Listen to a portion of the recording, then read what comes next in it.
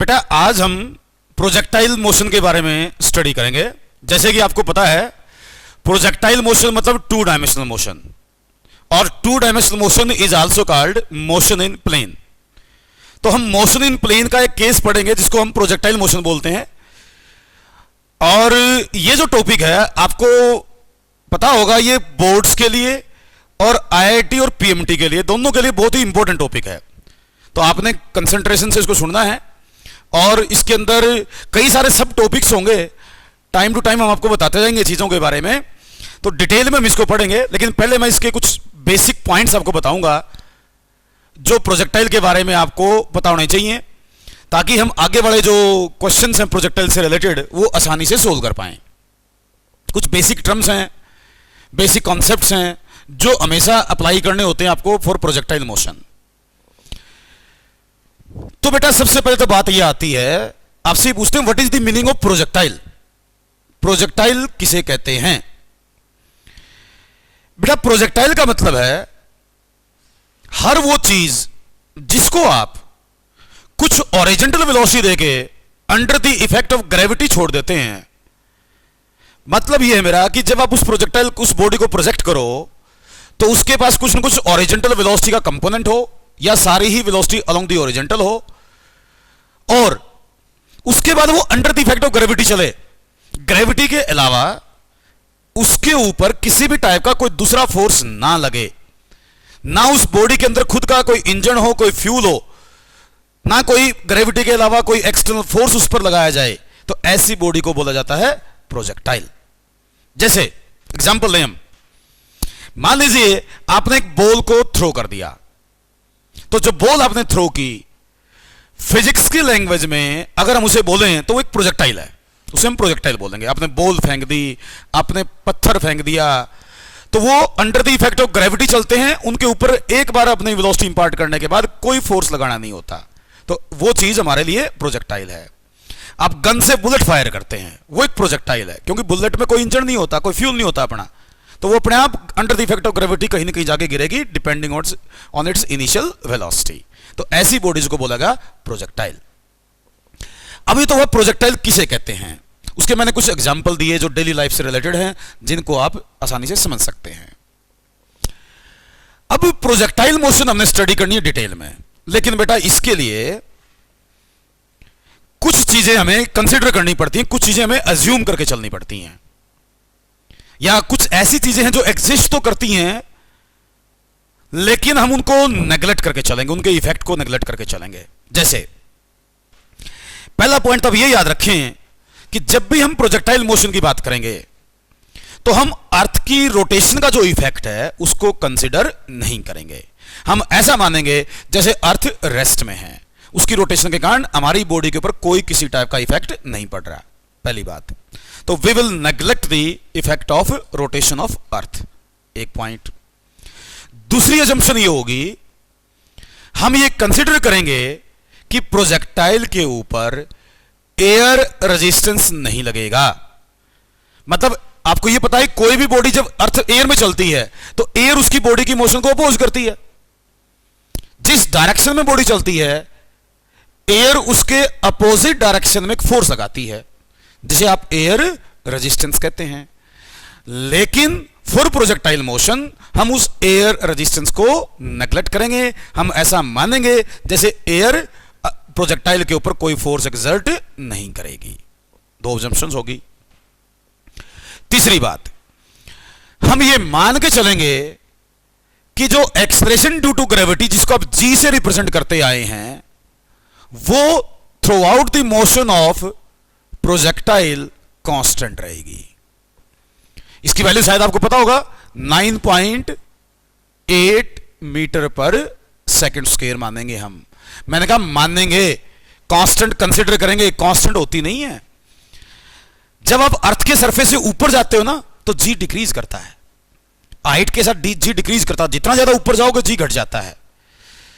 लेकिन जब हम प्रोजेक्टाइल की बात करते हैं तो हम ये कंसीडर करते हैं कि प्रोजेक्टाइल जो है वो अर्थ की सरफेस के बहुत नजदीक अब ट्रेवल करेगी, हाइट बहुत कम उसकी कंसीडर करेंगे in comparison to radius of earth.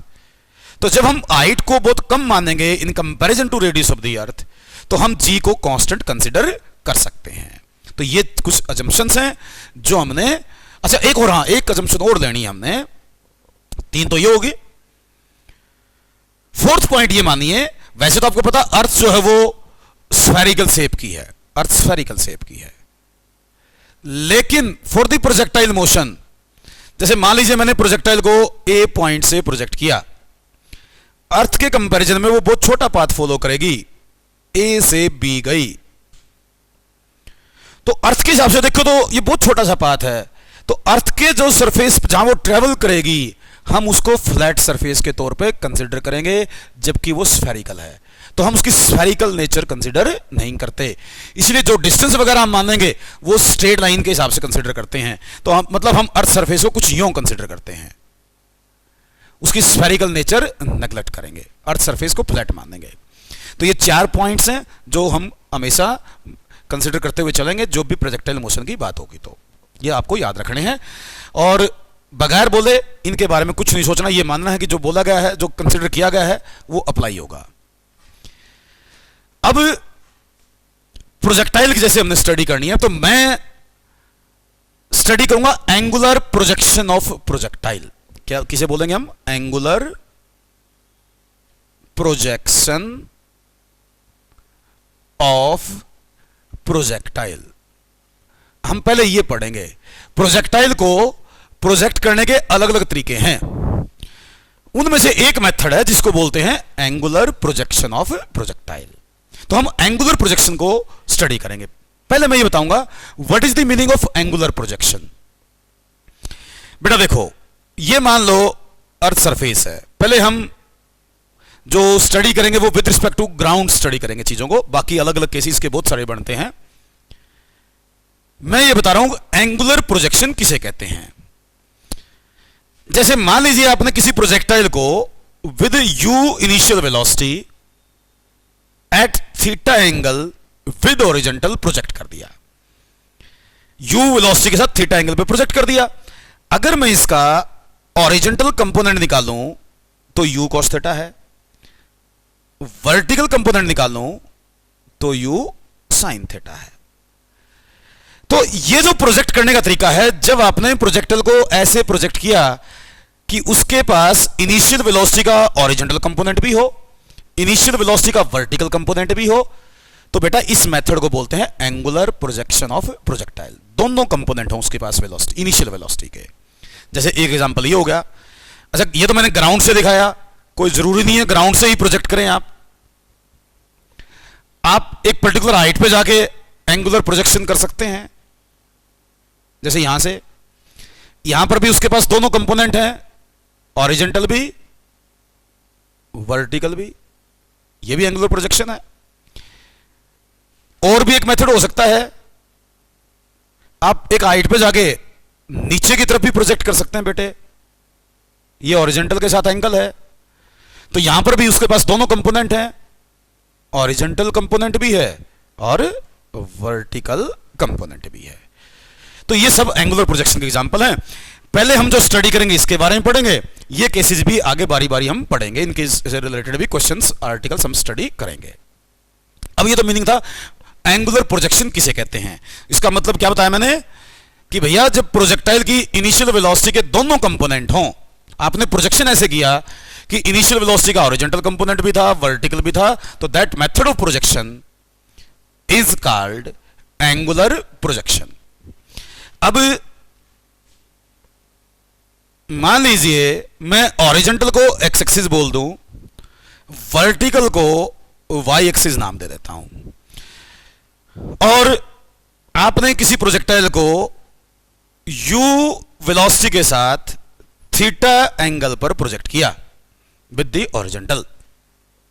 तो आपको जनरल एक्सपीरियंस से पता है कि जब प्रोजेक्टाइल को आप प्रोजेक्ट करोगे, एक एंगल पे फेंकोगे, तो पहले वो बॉडी ऊपर जाती है, फिर वापस ग्राउंड पर आती है। तो ऊपर जाती है जब, तो ग्रेविटी लगती है नीचे, क्योंकि ये मैंने बताया ना, ये मोशन अंडर ग्रेविटी का ही एक एग्जांपल है। तो इसमें एक्सप्रेशन जो होगा वो ग्रेविटी के कारण होगा, केवल ग्रेविटी का फोर्स इस पर लगेगा और कोई फोर्स इस पर नहीं लगता। तो ये मोशन अंडर ग्रेविटी है, तो इसमें एक्सलेरेशन जो होगा वो g के बराबर होगा और वर्टिकली डाउनवर्ड होगा।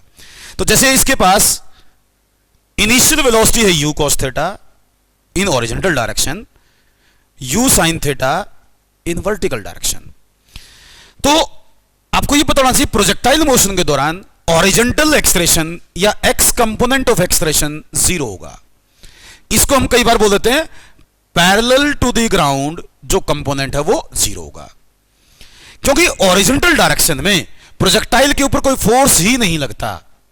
और बेटे जब जिस डायरेक्शन में फोर्स नहीं लगता उस डायरेक्शन में एक्सलेरेशन भी प्रोड्यूस नहीं होता, और जिस डायरेक्शन में एक्सलेरेशन प्रोड्यूस नहीं होता उस डायरेक्शन की जो वेलोसिटी है, जैसे ये मैं इसको एक्स कंपोनेंट बोल दूं वेलोसिटी का, या पैरेलल कंपोनेंट बोल दूं पैरेलल टू ग्राउंड, इसका मतलब पैरेलल टू ग्राउंड, या एक्स कंपोनेंट या हॉरिजॉन्टल कंपोनेंट, कुछ भी नाम दे दें आप इसे।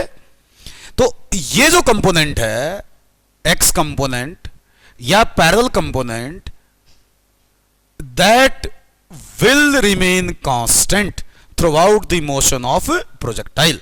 प्रोजेक्टाइल की मोशन के दौरान ये कंपोनेंट जो है वेलोसिटी का कभी चेंज नहीं होता, क्योंकि इस डायरेक्शन में एक्सलेरेशन 0 है। क्लियर बात? अब ये तो बात हुई हॉरिजॉन्टल कंपोनेंट की, लेकिन बेटा what about vertical component of velocity? अब देखो, आप कह रहे हैं मेरे को, बताया आपने मेरे को कि भाई वर्टिकल डायरेक्शन में तो डाउनवर्ड एक्सलेरेशन है, इसका मतलब vertical component of the velocity will change with time, time के साथ वो चेंज होगा। तो जैसे जैसे बॉडी, आपने जैसे बॉडी फेंकी, पहले वर्टिकल कंपोनेंट ऊपर है, पहले वर्टिकल कंपोनेंट ऊपर है, जी नीचे है। आपको जब काइनेमेटिक्स पढ़ाई थी हमने, तो आपको एक चीज बताई थी हमने कि जो एक्सलेरेशन वेलोसिटी के अपोजिट होता है वो बॉडी को रिटार्ड करता है या वेलोसिटी को डिक्रीज करता है। तो इसका मतलब ये हुआ कि जब अपने बॉडी को ऊपर फेंका, जी नीचे लगा, तो ये वर्टिकल कंपोनेंट को घटाएगा, ये वर्टिकल कंपोनेंट जैसे जैसे बॉडी ऊपर जाएगी डिक्रीज करेगा। और बेटे जैसे जैसे बॉडी ऊपर जा रही है vertical component of the velocity घटता जा रहा है, और एक पॉइंट ऐसा आएगा जहां vertical component of the velocity 0 हो जाएगा, और जहां vertical component of the velocity 0 हो जाएगा उस पॉइंट को बोला जाता है हाईएस्ट पॉइंट। वो क्या बोलेंगे आप? Highest point. तो हाईएस्ट पॉइंट पर vertical component of the velocity will become 0, उसके बाद ग्रेविटी के कारण बॉडी नीचे आएगी, और बेटे जब बॉडी हाईएस्ट पॉइंट से वापस नीचे आएगी तो जी भी नीचे, मोशन भी डाउनवर्ड, तो वर्टिकल कंपोनेंट का मैग्नीट्यूड इंक्रीज करेगा। तो ऊपर जाते वक्त वर्टिकल कंपोनेंट का मैग्नीट्यूड घटता है, जब वापस नीचे आती है तो वर्टिकल कंपोनेंट का मैग्नीट्यूड इंक्रीज करता है। तो अगर इसका पाथ दिखाएं तो कुछ इस तरह का पाथ होगा, पहले बॉडी ऊपर जाएगी फिर वापस नीचे आएगी।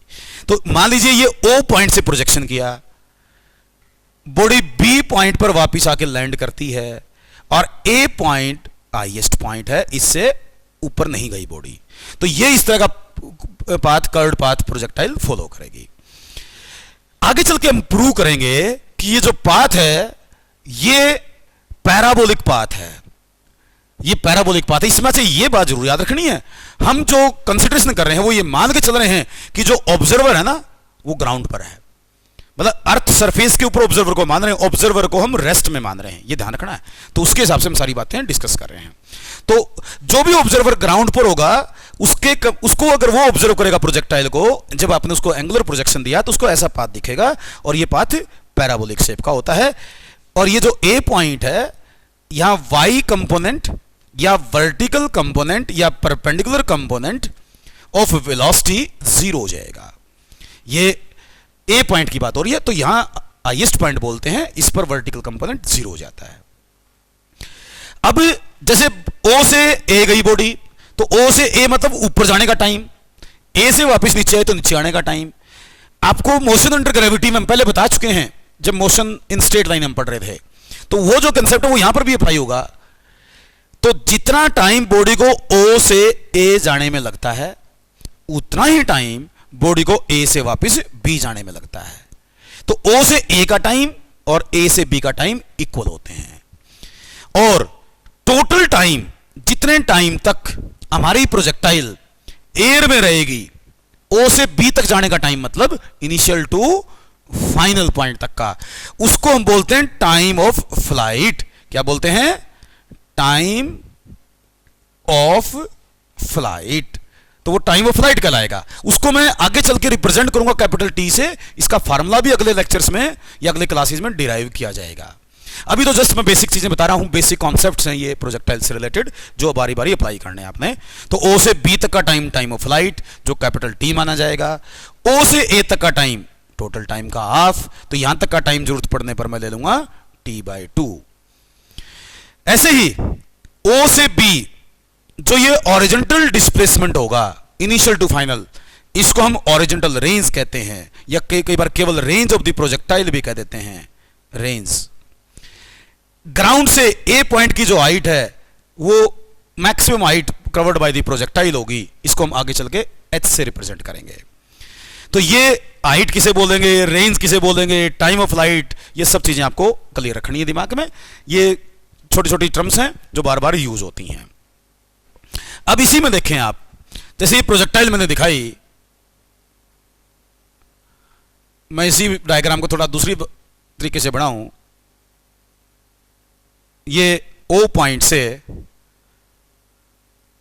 हमने u वेलोसिटी के साथ थीटा एंगल पर प्रोजेक्शन किया था। ए हाईएस्ट पॉइंट है, बी फाइनल पॉइंट है। तो बेटे प्रोजेक्टाइल मोशन के दौरान किसी भी पॉइंट पर अगर प्रोजेक्टाइल के अंदर जो एक्सलेरेशन है वो दिखाना हो, हमें एक्सलेरेशन की डायरेक्शन दिखानी हो मुझे, तो एक्सलेरेशन की जो डायरेक्शन होगी that is always vertically downward, क्योंकि ग्रेविटी का ही एक्सलेरेशन है और ग्रेविटी का एक्सलेरेशन डाउनवर्ड होता है। तो जैसे ओ पॉइंट पर दिखाऊं तो एक्सलेरेशन जी यहां होगा। मैं बीच में कोई पॉइंट लेके दिखाऊं तो एक्सलेरेशन जी यहां होगा। ए पॉइंट पे दिखाऊं तो एक्सलेरेशन जी डाउनवर्ड होगा। हर जगह वर्टिकली डाउनवर्ड होगा। किसी भी पॉइंट पे दिखाएं हर जगह जी होगा वर्टिकली डाउनवर्ड। तो ये जी की डायरेक्शन एक्सलेरेशन की डायरेक्शन है। और ये पहले भी डिस्कस हो चुका है कि जब भी कोई बॉडी कर्व्ड पाथ फॉलो करती है तो उसकी वेलोसिटी जो होती है that is always along the tangent to the curved path. तो आपको किसी भी पॉइंट पर प्रोजेक्टाइल की वेलोसिटी दिखानी हो तो आप अलोंग द टेंजेंट उसको रिप्रेजेंट करेंगे। जैसे यहां मुझसे पूछे कि वेलोसिटी की डायरेक्शन बताएं तो मैं उसको यूं दिखाऊंगा। यहां कोई पूछे तो यूं दिखाऊंगा बेटे, यहां कोई पूछे तो यूं दिखाऊंगा। तो वेलोसिटी किसी भी पॉइंट पर दिखानी हो वो अलोंग द टेंजेंट आपको रिप्रेजेंट करनी है। अब ये डायग्राम देखें। इस डायग्राम के बेस पर मुझे बताएं, जैसे ये जो एंगल है V और G का, ये 90 से ज्यादा है। ये एंगल भी V और G का 90 से ज्यादा है। यहां ये एंगल 90 है, ये एंगल एक्यूट है, आगे भी एंगल और एक्यूट होंगे। तो O से A तक, जस्ट बिफोर A मतलब angle between velocity and acceleration is greater than 90। और पहले हम बता चुके हैं जब angle between velocity and acceleration greater than 90 होता है तो बॉडी रिटार्ड करती है। तो O से A तक बॉडी रिटार्ड करेगी, A के बाद बॉडी एक्सलरेट करेगी क्योंकि एंगल एक्यूट हो गया है। ये एक्सलेरेशन और वेलोसिटी के एंगल के बारे में अपने मोशन इन प्लेन में जब हमने स्टार्ट किया था तो एक्सप्लेन किया गया था। तो उसके बेस पर कह रहा हूं कि O से A तक रिटार्ड करेगी, A के बाद एक्सलरेट करेगी, डिपेंडिंग ऑन द एंगल आप चीजें बता सकते हैं। और इसी डायग्राम से रिलेटेड एक स्पेसिफिक क्वेश्चन भी पूछा जाता है आपसे। वो ये पूछते हैं, कई बार एक बार आया है पीएमटी में यो कि भैया वो पॉइंट बताओ जहां एक्सलेरेशन और वेलोसिटी एक दूसरे के परपेंडिकुलर होंगे, एक दूसरे के परपेंडिकुलर होंगे। तो दिख रहा है आपको डायग्राम में, ये जो हाईएस्ट पॉइंट है यहां वेलोसिटी और एक्सलेरेशन एक दूसरे के परपेंडिकुलर होते हैं। और कोई पॉइंट ऐसा नहीं है जहां वेलोसिटी और एक्सलेरेशन परपेंडिकुलर हो, केवल हाईएस्ट पॉइंट पर होंगे। उससे पहले एब्ट्यूज एंगल होगा, उसके बाद एक्यूट एंगल होगा, यहां 90 डिग्री एंगल होगा just on the highest point. तो ये क्वेश्चन आप इस तरीके से बता सकते हैं। बेसिक कंसेप्ट है, क्लियर, डायग्राम क्लियर करो, पॉइंट पता होने चाहिए, आप एक्सप्लेन कर सकते हैं, आंसर दे सकते हैं। इस तरह के कंसेप्चुअल क्वेश्चन हैं ये। अब ये तो हमने एक्सलेरेशन को की वेलोसिटी की डायरेक्शन को कंपेयर किया,